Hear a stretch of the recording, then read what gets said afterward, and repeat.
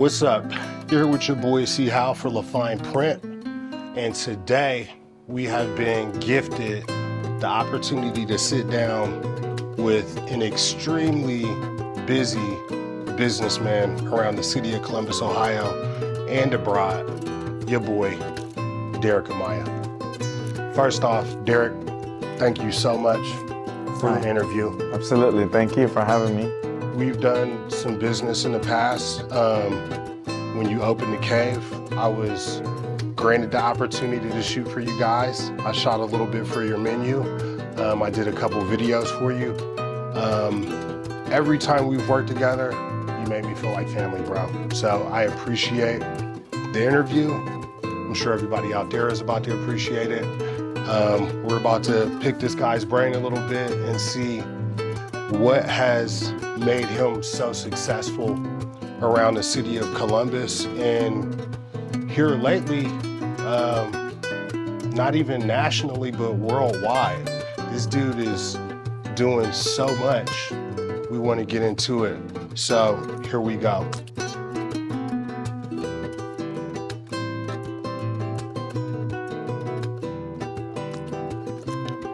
First off, where are you from, Derek? Well, I was born in Honduras, a small town called San Pedro Sula. But at age 6, I was brought up to New York, United States. So for me, coming from one world to another, it was a big change at 6 years old. Okay. So is that where did you get the hustle from? Is the hustle from New York or is the hustle from Honduras? no, I think obviously it's like more from New York because I grew up in New York, and you know, New York is a different animal. It's like that's a zoo right there. Mm-hmm. So you get to meet so many people, you get to meet so many cultures. That's what makes you a hustler. Literally, like living around people that you don't know, and that's what makes you stronger. You know. Yeah. I feel New York is being one of my backbone. Although I've been a lot longer here in Columbus. I lived in Florida a few times. I tried, but I somehow managed to come back to Columbus. I feel like Columbus is a city that you can grow so much if you put your mind to do so. Yes. And so I'm here. Yeah. You're not only here, you're doing a lot of big things. You when I first met you, I think you were just DJing, you were promoting, and you were killing that. I think you were, if I'm not, correct me if I'm wrong, but you were promoting were you with Corso at that time, or? Yes, I was with Mike Alicia and Chris Corso. Mm-hmm. They was the one that gave me the chance. As a matter of fact, prior to that, I'd worked with Rima Production. At the time, he was working for Mike Alicia and Chris Corso. And, but obviously, like everybody else, we want to grow, we want to be better. So things, you know, we went different ways. It took me a while to get Corso and Galicia attention. I kept going and going and going, knocking doors, and they're like, "No, we're good. We got too many DJs." But I didn't stop. I kept going. Every single time I saw them, I would ask them, if you ever need a DJ, let me know. It doesn't matter the time. And that's how you hustle, you know? You hustle until they give you the opportunity of your life, and you gotta take it and go with it. And that's exactly what happened to me. I'll tell you the story, exactly how it happened. We have a little bit of time. Let's hear it. When the Global existed, and it was Global Fabric, right before Long Street. That's when I met those guys, but yes. Yeah, same. So I did a couple of parties. Well, I DJ a few nights. And that's when Ritmo had the Latin nights going on. It was like big. It was huge. I remember he had them on Thursdays and Saturdays, and it was a combination of Latin in one room and top 40s American music in the other room. And to me, I felt like I was back in New York when I came out, because that the scenario that you were able to do, you were jumping back and forth. It was great. But then obviously things went different ways. With that said, time flew. They opened up Sugar Bar, and when Sugar Bar was open, I will every time I would see Corso or Mike Delicchio, I'll be like, hey, you guys need a DJ. And at the time, I was actually DJing in Cincinnati, this place called Paraíso nightclub. So you were driving to Cincinnati? I was driving every weekend. I did it for 3 years. Really? Yeah, Fridays and Saturdays. So hold up. Everybody out there that just think you can just get on Facebook, Instagram, YouTube, and just peddle your shit. This dude is traveling every weekend to go DJ. How much were you getting paid? Well, at the time If you don't mind me asking. No, that's fine. At the time, I was getting $500, but those $500 per night, it was literally like for DJing, for gas, for a hotel, and food. So I would like travel. After overhead, it was like I saved about $200 a piece. So I'll come home with $400 every weekend. Right. But you did that for 3 years. I did that for 3 years. And at the time, I was actually working for Valley Total Fitness. And I took my certification for training, so I was a trainer. But I was still trying to find my way. Like, what was the right thing that I wanted to do that made me happy? Yeah. At the time, working out made me happy. Right. You know, music has always made me happy. Then, obviously, with the scenario where you're thinking like, okay, I'm growing older. I need a career. I need to do something with my life. So I got myself into banking. So I was a teller for KeyBank for quite a bit, and then I moved up to working with National City Bank, which is now PNC. Right. So I was doing that as a part-time, and so I had a part-time with Valley Total Fitness, I was a trainer, and then I had a part-time with the bank. And then in the weekends, I would travel to Cincinnati and did that for 3 years. So easily, you had 3 jobs at one time. Yes, which I liked at the time, you know, it made me happy. Yeah. And I was making money. So I think I was around 21, 22, around that age. Yeah. And so I was still trying to find myself, like what it's the thing that I want to do for the rest of my life, that I can get up every morning and say, this is not work, this is something I enjoy doing. Right. And I'm getting paid. And I'm getting paid for it, exactly. Because I got paid to work out. You know, the bank situation was because I thought maybe I can grow in the financial industry, but it's not really my thing. I like money. I worked at residential finance. Yeah. For about 3 years.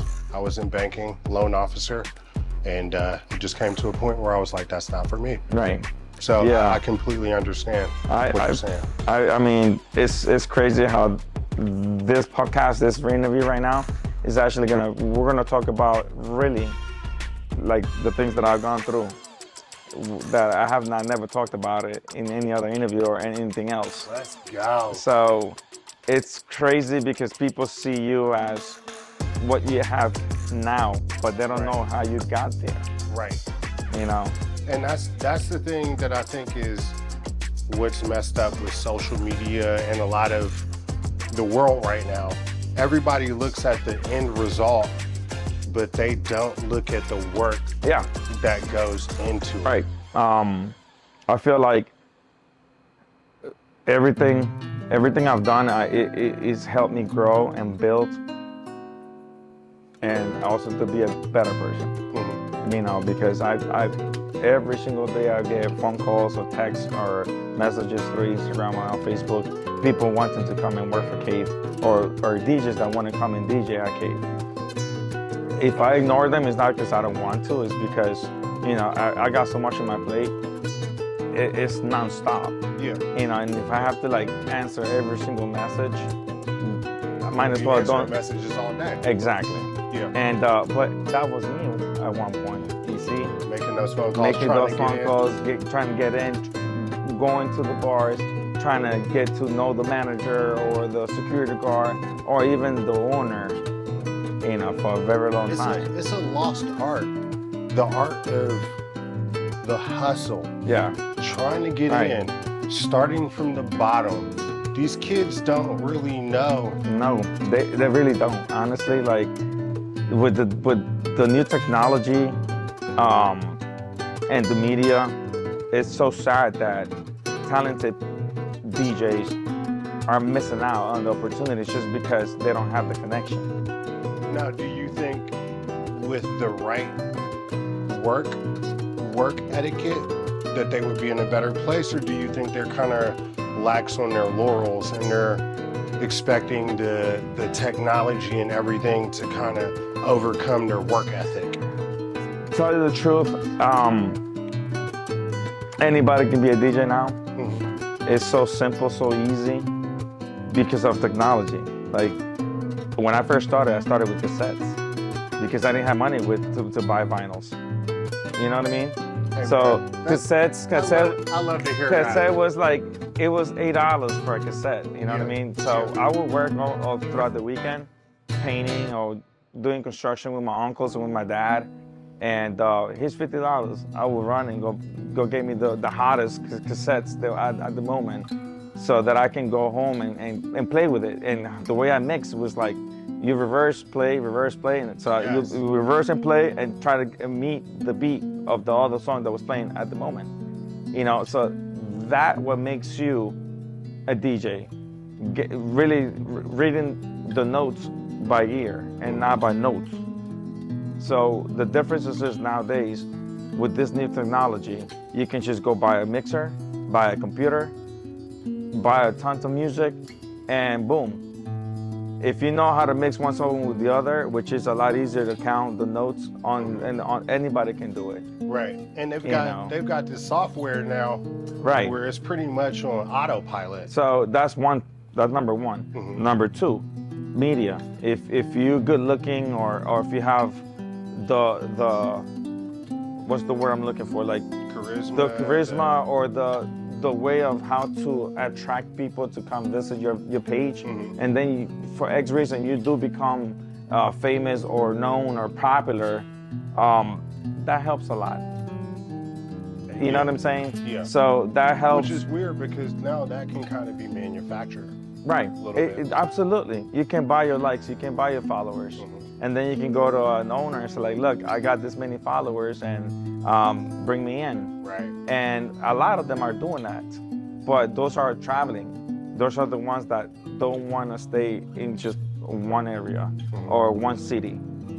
Because it's so many things, man. Like back in the days, DJs were loyal to the place that they DJ at. I was loyal to Corsair and Kalikia for a long time because I appreciate the opportunity that gave me. Gave you, yeah. Exactly. And so many times I had so many people coming to me wanting for me to work with them, and I'm like, no, I'm good here. Nowadays, you don't see that. They go with the money's at, or they go because it's a better place, and let me just be more popular and get bigger. But the difference is this, back in the days, and any DJ can tell you this, people will go for the DJ, not for the spot. Now, it's the opposite. They go for the spot. They go for the spot, not for the DJ. What do you think why? This new generation, they're not much of a loyalty on us, on people overall. They just want the moment. They just want to have fun. They just want to have a great time. They want to have a nice view where they can take their picture, their Instagram. That's what it is. And that's it. So I can DJ here tonight and there'll be 300 people, let's say. They don't come for me. They came for the place because the place is new. They want to see how, what can they get, or if they really enjoy being here. Instagram moment. Right. And all of that. But then me as a DJ, I will get my photographer. Hey, record me, get me a video, because I need this. Shoot it. Make me look popping, because this is what I'm gonna sell the next club I want to go to. So that's the differences. And I feel like this new generation, they don't care about how you mix the music. I'm telling you, I've seen DJs where they come and DJ, and it's a hot mess. But because they're playing the hits, people don't care how you mixed it. Right. They just care about it. They like the song. Now, when you say it's a hot mess, because I'm sure you're speaking on a technical basis. So the timing's not right. Or the tempo is not right. A fast song with a low song, a slower song doesn't go with the beat. It's a mix, but they jump from one to the other because it's the bangers. It's because all these songs are like it, and it doesn't matter how you play it. People will sing to it, dance to it, and tell you you're the best. It's because you're playing all the stuff that we hear on the radio. So anyone can do that.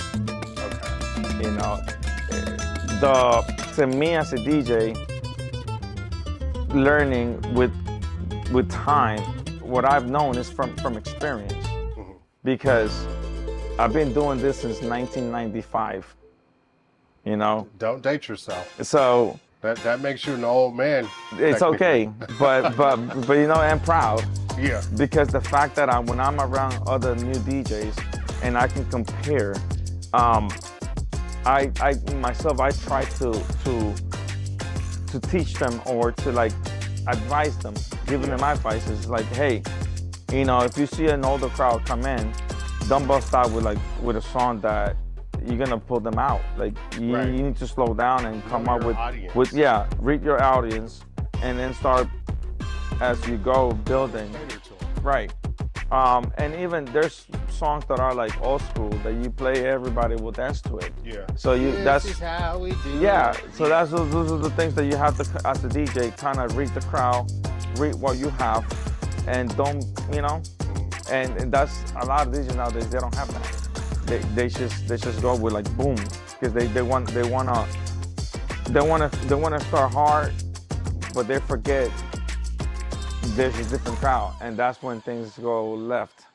Now, one of the things that I've noticed when I went out, I felt like the DJ was playing more of his favorite songs than catering to the audience. The thing is, a lot of times DJs get too comfortable with the set, so it's not. I've heard that before, where DJs play for themselves and not for the crowd. Absolutely right. But that's on their own fault. They're not growing. That's why they stuck and they're in the same position, because they don't expose and they don't listen to customers. Like myself, if you tell me, bro, I don't like your set tonight, I'll ask you, okay, what is it that you didn't like about it? Well, you played the same song you played last weekend, let's say. Cool. Thank you for letting me know. I will improve myself. So next weekend, I won't do it again. I will try to find a different type of music in the same genre to keep you going, and that way I'm not repeating myself. And problems with DJs nowadays, they get too comfortable. Pay is good. I'm set here. I know they're gonna call me every weekend. So I just press play and play my remix I played last weekend. And which in the short north, we have had some DJs where you almost know their set by heart. Well, I'm speaking in general, all right? I'm speaking in general, but yes. I mean, we're not. And the thing is that when they do that, customers, people know. Oh, I already know what the next song is gonna be. Yeah. Oh, they even sing to it. Yeah. So that you one. know the drop. Right. So everything. Me as a business owner that owns a bar / DJ, I'm in both. You know, now I understand Mike Galick and Corso. Dude, I will argue with Mike G all the time. We'll fight. And now I understand why. Because I'm in the other side of the story, you feel me? Yeah, you're on the underside. So now I understand their point of views, but at the same time, I still try to please my crowd. Yeah. I try to educate my DJs. I tell them all the time, listen, don't play that song. That remix, it's played out. Everybody's playing that song. Yeah. You know, that doesn't make you any different from everybody else. If you want to be different, do not play what everybody else is already playing. Be yourself and create your own mix. Yeah. Create your own Differentiate mixes. yourself Right. from the crowd. You know, so, and again, this is something I have learned, and it gets to a point where I'm like, okay, I do it for fun. I do it because it's a hobby. I don't get paid when I do it at my own spot, obviously, Right. but I know I'm giving back to my people. But let's say like Bad But the Bunny. people, they come for, they like your spot, but they also come for you too, though. Absolutely. Like your name rings No, bells. I mean, absolutely. But there's also people where they don't know the Derek Amaya. They know the DJ Khaled that just I are think you might be DJing. selling yourself short. I'm of speaking people in behalf, love like I'm this. speaking in like this new generation, this new crowd, new faces. Okay. Maybe like people that know me. Mhm. Yes, absolutely. They know where I come from, how I started, you know, and it's a blessing that I can still see them come in and support. Mhm. You know, it feels great to see someone that you know for 20 plus years coming to in. visit you and say, hey, Yeah. I'm so proud of you. Keep going, Well, I mean, you make it easy. you know? You're giving people a very good product. Like Yeah. the Cave, amazing product. Well, you learn it from the best. So, Bodie, the newest product, yeah. I'm pretty sure it's going to be just as good or better than the Cave. Like you give the public great products to purchase. Well, you so know. it's easy to get behind you. Yeah, It's easy to fall in line with what you're presenting to the public. So I'm sure people are going to easily come out and respect what you have and put their money behind it. You give a great product. I think that's the idea. The idea is to keep growing, keep expanding, keep giving the best for our city. I feel like we have lost that for a minute. So We definitely have. a lot of restaurants are becoming bars. A lot of restaurants are becoming nightclubs. Why do you think that is? Well, because Why do if you they're think if that- they're open from, let's say, from 11 a.m. until midnight, serving food, and they might get traffic. I don't know. Food, you know, the food is the best thing to have in any business because that will attract the crowd and then they'll stay. But I feel like But the margins on food aren't that great. it's okay? not. But that's what pulls people to come into your That's what'll spot. get the butts in the seat. Right, but I feel like restaurants now, they want to become nightclubs and after midnight. They shut down the kitchen at 12 o'clock and boom, let's party. Let's move some tables, make some floor dancing space. Yeah. And so now the, Kind of mastered that. well, yeah, I mean, The Cave is the Well- number one spot. but because there isn't any nightclub that doesn't have food. I mean, in my days, I would go to spots in New York. You have to go eat somewhere else and then go party, Okay. you know, And and go sweat it out. yeah, and now I feel like people, owners are getting too comfortable. Like, hey, we can do a restaurant and then we can open later, and that's been happening for 20 plus years. Because I remember going to New York, back in New York, yeah, you go to a restaurant and then midnight, boom, closes, They move everything but out. move everything out, Yeah. brings the hookahs, and you're like, okay, wait a minute, how can you mix hookah with liquor? Like that's just, Yeah. that's not valid. But they're doing Hey, it. it They're doing it works. here now. Yeah. Yeah. They're doing it here now. And so we're missing that. So when I got with Cave, I want to bring that back. Columbus needs it. Ever since Kaliki and Corsa left the scene and they got themselves into collaborating, of doing more restaurant, you know, and that works for them. Yeah. I feel like the nightlife died out. Die. It died completely. Yeah. There was certain places that were open, yeah, but it was not the same. It's not the same. It was not the same. when Fabric and Globo shut down and they try to revamp, Nothing like it's those things. you know what I mean. So, for anybody that doesn't know, back in the day, Mike G, Chris Corso, they pretty much ran the nightlife scene in Columbus, Ohio. They had everything on lock, and they promoted. They had the best bars, they had the best promoters, they had the best DJs, and they offered the best product in regards to nightlife in Columbus. And then they kind of went into some different directions as far as their business models, more into restaurants and food trucks and festivals and other things that they're still massively successful at. Absolutely. It's not like they fell out of the scene, but they just chose to do different things. But with them choosing to do different things, they left a blind spot, a blank spot for the nightlife, and it's kind of taken a turn for the worse, Right. to put it lightly. It's just not the same. I used to party really hard back in the day, and there were just great spots to go to. Park Street was beautiful. There were options to go to. You could go to one bar, have a couple drinks, eat some food, leave that bar, go to another bar, have some drinks, go dance at another bar, all on the same strip.